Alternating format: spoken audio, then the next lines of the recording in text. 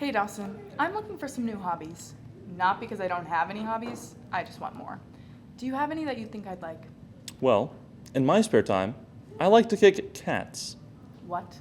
Specifically, wounded cats. I don't think they're wounded enough. Extra points if they're blind. Do I need to call PETA? Cut to the intro. I'm gonna go call PETA, and maybe also 911.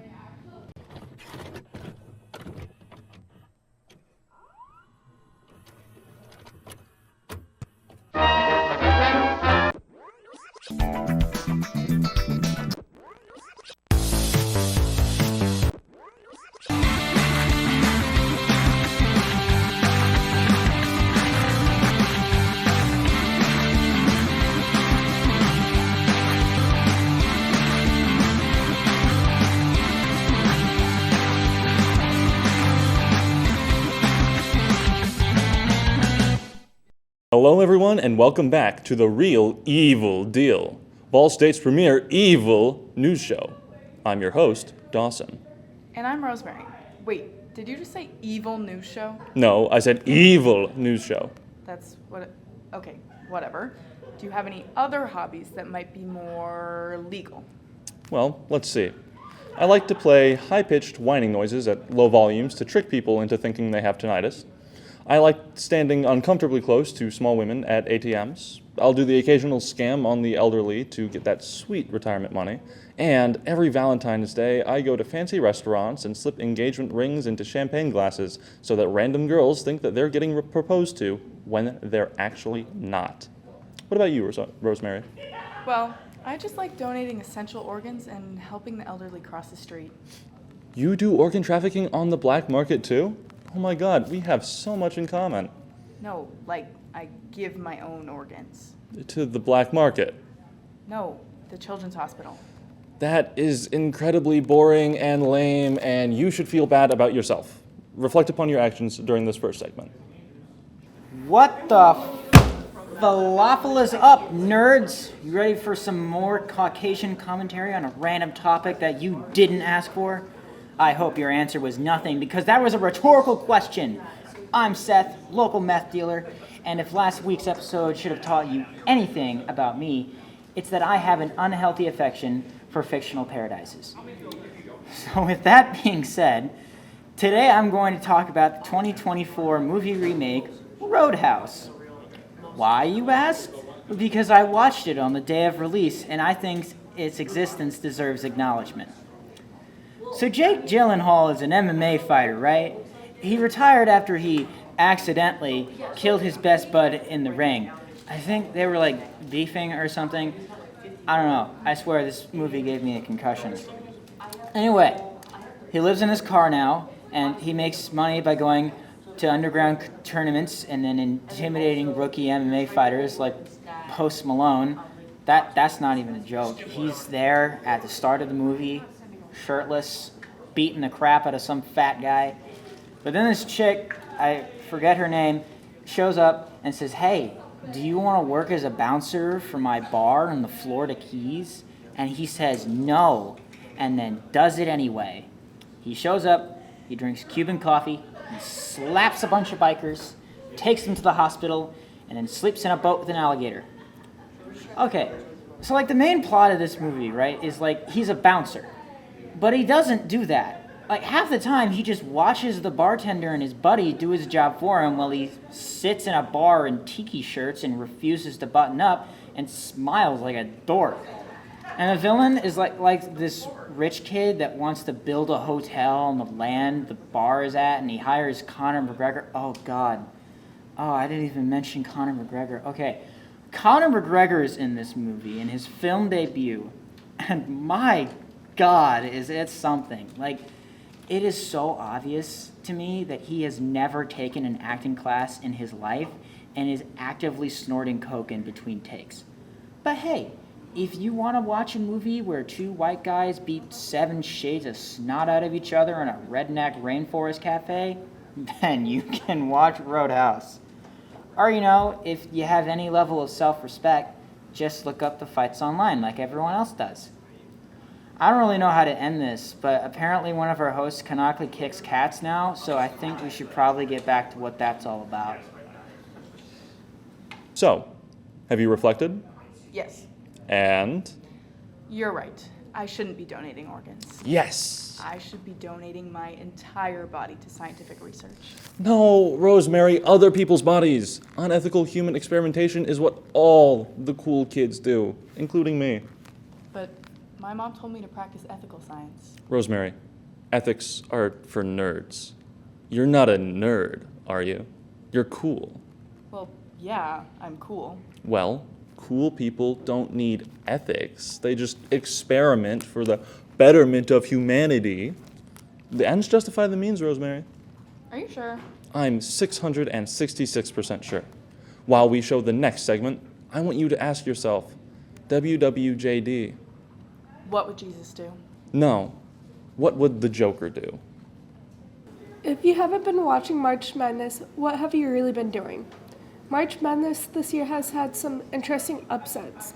For men's, when Oakland defeated Kentucky in the first round, Yale defeating Auburn, and Oregon defeating South Carolina. For women's, Duke defeated Ohio State and Middle Tennessee defeated Louisville. During the second round of the women's Iowa State and Stanford game, Iowa State's Audie Crooks became the only player in the NCAA tournament history to have ever scored 40 points with at least a 90% shooting. Not only has there been some major upsets so far in the tournament, the current top predictions for the championship game for women's is still South Carolina, who's still undefeated this season, and Iowa with South Carolina winning it all. For men's, it's UConn and Houston with UConn winning it. If you have been slacking on watching the madness, no need to worry. The men's Sweet 16 and Elite 8 games will be held March 28th through 31st, and the women's Sweet 16 and Elite 8 will be played on March 29th through April 1st. So, just to be clear, the cool kids are the ones that experiment on humans to treat cancer. You're so close. We don't treat cancer, we give it through a cancer ray on the moon. Oh, like the one the completely legitimate former president of Venezuela, Hugo Chavez, talked about. Exactly. Now you're getting it. The cool kids are the ones stealing my Amazon packages. Yes. The cool kids are the ones that invented avocado toast. Yeah. They're the ones that caused the 2008 financial crisis. Yeah, evil. They're the ones that do drugs. Whoa. No. Cool kids don't do drugs. They don't. No, they don't. During segment 3, I'll have Officer Leroy teach us why drugs aren't cool. Long time no see, real dealers. It's me, Josh, back with all of the discussions on the upcoming albums for 2024 that I am stoked about. There are a slew of big artists preparing to release new full bodies of work and eras this year, with a few already released. The first comeback was the ever-anticipated follow-up to 2020 Positions. Ariana Grande released her 6th studio album, Eternal Sunshine, on March 8th. Themes from the film Eternal Sunshine of the Spotless Mind bleed into the ideas she discusses and relates to her own life. She has found her fully rounded sound, and you can see the growth. I cannot wait to see her as Glinda this Thanksgiving in Wicked, alongside powerhouse Cynthia Erivo as Elphaba. The deluxe to her sophomore album, Guts Spilled, released on March 22nd by Olivia Rodrigo amidst her Guts World Tour. Act 2 of Beyoncé's 3-act album rollout, Cowboy Carter, releases on March 29th following the success of Texas Hold'em and the Renaissance Tour. Following the success of the Eras Tour and everything that goes with it, Taylor Swift is set to release TS11, The Tortured Poets Department, on April 19th. Dua Lipa is back after the smash future nostalgia era with her third coming studio album, Radical Optimism, slated to release on May 3rd. Following several singles since her Crash era, Barbie Speed Drive star Charli XCX is set to release her 6th studio album, Brat, this summer. SZA's follow-up to the ever-successful SOS, Lana, is expected to release this year with no release date yet. Lana Del Rey is set to release her first country-style album like Queen Bee, Lasso, awaiting a release date as well for this year. Fifth Harmony star Normani has been anticipated to release an album for years, and although there is no release date yet, her first studio album, Dopamine, was announced for this year as well. Rodrigo Peer, Conan Gray, is releasing his third album, Found Heaven, on April 5th. XCX peer producer and collaborator A.G. Cook is releasing Britpop on May 10th. Ice Spice, Cardi B, and Lorde all have rumors of projects releasing this year, and I cannot wait to be consumed by all the amazing music by these artists and have a new soundtrack for my everyday life. Thanks, RD, and I will see you next time. I get it now. Whenever someone offers me drugs, just say no. Exactly. Wasn't Dare Officer Leroy so cool? Yeah, like the thing he did with the egg in the frying pan to explain my brain while it's on drugs. Genius. He just gets it. Drugs can have an adverse effect on your ability to be cool. They make you ethical. Weren't you listening? Officer Leroy said that they can harm your brain and your body. Yeah. Did you know, according to the NCDAS, 46% of federal prisoners are incarcerated for drug-related offenses? Oh my God, we need to stop people from doing drugs. That's the only issue with the American prison industrial complex. Nothing else. You're so right, Rosemary. Man, now I just need to call my meth dealer and tell him we're done. Putting a hardworking individual out of business for moral reasons. That's what I call evil. I didn't like him anyway. He never remembered my name. What did he call you? Well, first it was Gracie, which is weird because that's not even close. But lately he started calling me Rosie, which is closer, but still not my name. No, not at all. Although, you do kind of look like a Gracie. Why does everyone keep saying that? I don't know Gracie, but I'm Dawson. And I'm not Gracie, I'm Rosemary.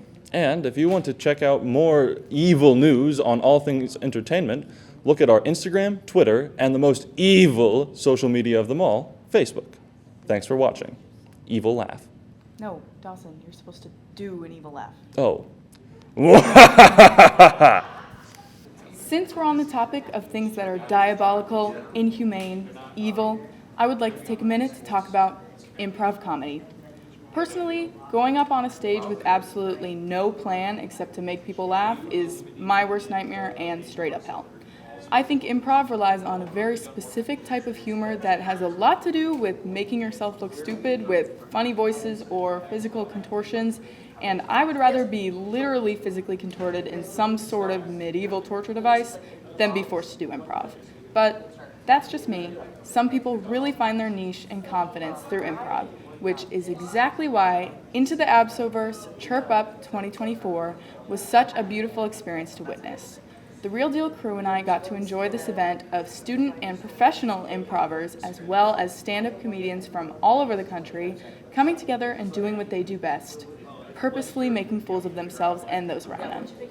Because I wholeheartedly despise the idea of doing improv myself, I have such an appreciation for all of the performers who were able to get up there and put their dignity on the line, or throw it completely under the bus, for a laugh. And they did get several laughs from me, for one reason or another. I did come out of this experience better myself, because watching improv is basically the most extreme exposure therapy to the epidemic that is secondhand embarrassment. I really did love going to this Chirp Up event and interviewing the performers alongside our podcast pro, Avery, and you will not want to miss the Real Deal's interviews and takes on the best moments from Chirp Up 2024.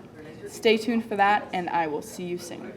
Morning, afternoon, or evening to you all, and welcome back to Evil Snake News, where I reveal the intricacies of being evil and a snake. The most evil deed ever committed by a snake was the theft of one large Dell desktop computer for the purpose of Bitcoin mining. The first evil deed ever committed by a snake was the invention of Hawaiian pizza. Snakes, unlike humans, do not have the capacity for true evil, as the reptilian brain is focused solely on survival and reproduction. However, if snakes were to have the capacity for true evil, which I reiterate, they do not, they would be running the world through a secret serpent government, controlling the world's leaders as puppets and stacking up in trench coats to appear human, forming a snakeoid Voltron of some sorts. Worms, unlike snakes, have the capacity for true evil, but prefer to do good. Villain was originally a word that simply meant commoner, but that changed when Danton le Villain poisoned King Louis XIV using a snake. King Louis XIV's final decree was that all villains were evil, mistaking Danton's family name Villon for the word villain, bringing us our modern definition. The most evil snake alive today is John T. Snakesworth, owner and founder of Snake Enterprise. Rattlesnake Jake from Rango is arguably one of the coolest snakes ever, considering the fact that he has a mustache, a machine gun for a tail, and he tips his hat to you. This has been Snake News. Return next week for more snake or non-snake related information. I have been Dawson, signing out, and have an evil snake